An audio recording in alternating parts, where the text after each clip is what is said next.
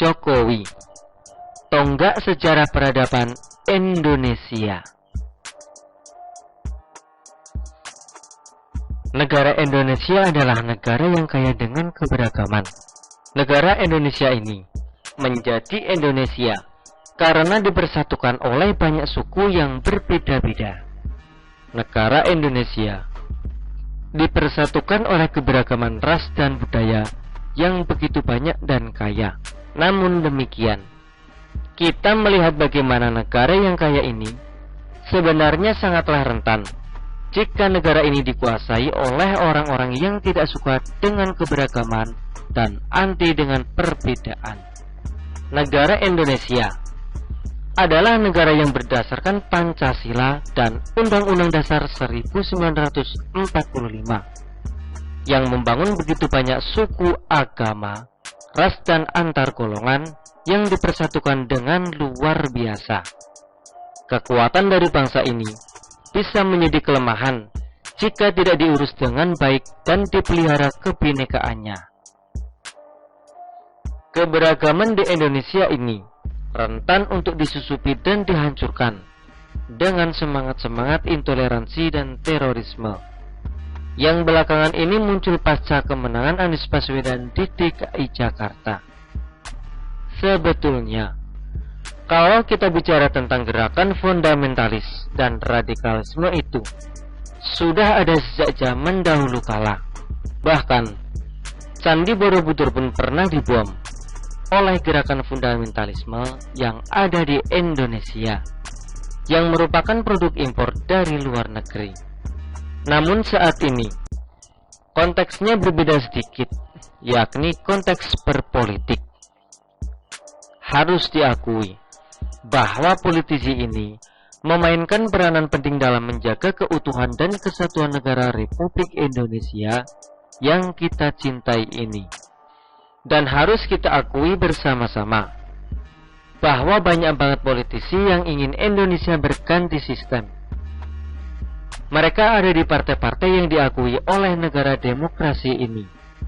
Mereka menggunakan istilah demokrasi untuk menghancurkan demokrasi itu sendiri dengan luar biasa, gagap gempita dan begitu mengerikannya.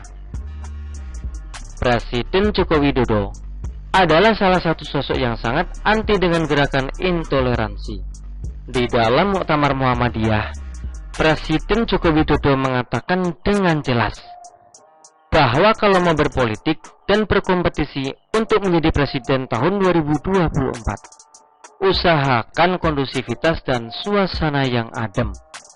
Presiden Joko Widodo mengingatkan untuk para politisi menjauhi setiap potensi perpecahan yang dilakukan berdasarkan isu, suku, agama, ras, dan antar golongan. Eskalasi politik pasti terjadi, tapi Presiden Joko Widodo mewanti-wanti masyarakat untuk paling mentok ya hangat saja.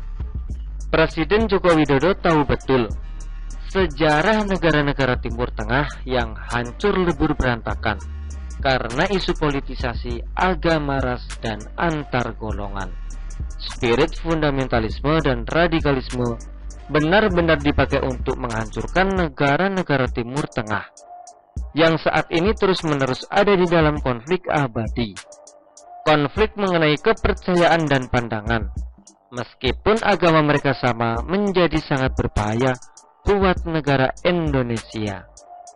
Negara ini dibentuk dalam keberagaman, dan negara kita adalah negara yang berketuhanan, bukan negara beragama secara spesifik agama tertentu.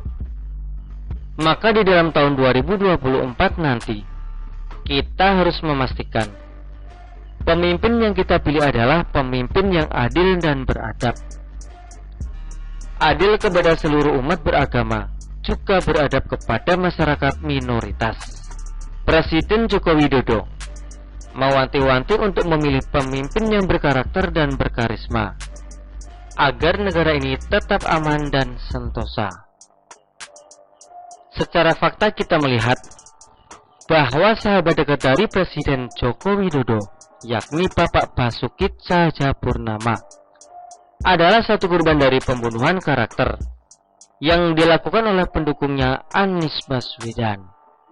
Bapak Ahok sendiri dihancurkan karakternya karena dia dianggap sebagai orang kafir dan zina, juga anti korupsi. Polarisasi kesukuan yang dialami oleh Bapak Ahok ini membuat Ahok harus mati karir politiknya dan bahkan sampai di penjara. Bapak Ahok sendiri pernah mengakui bahwa dia sempat dalam keadaan depresi dan stres berat karena dia merasa tidak diperlakukan dengan adil oleh pemerintah. Tapi di dalam nama Tuhan Yesus Kristus, Bapak Ahok berhasil lewat dari segala pergumulan itu. Padahal apa yang dia katakan sangat amat jelas, bahwa jangan sampai orang-orang dibodohi oleh ayat. Dan kalimat Ahok pun dipelintir dan dipotong oleh si kampret Bani Yani. Makanya tahun 2024 kita harus siap sedia berperang melawan radikalisme dan intoleransi yang ada di tubuh musuhnya Presiden Joko Widodo dan musuh Indonesia. Dan besar harapan saya agar orang-orang yang dibacking oleh Partai Nasdem dan juga musuh-musuhnya Ahok segera dibumi hanguskan secara karir politiknya juga. Jangan sampai negara ini diborak-porandakan oleh orang-orang yang menghalalkan segala cara untuk menjadi penguasa di negeri ini. Kita ingin melihat hari ke depan Indonesia yang lebih cerah dan bermartabat, karena Presiden Joko Widodo sudah memancangkan tonggak pembangunan di negara ini selama 10 tahun yang akan ia pimpin sampai 2024 nantinya. Kita butuh penerus Presiden Joko Widodo, bukan pengganti Presiden Joko Widodo.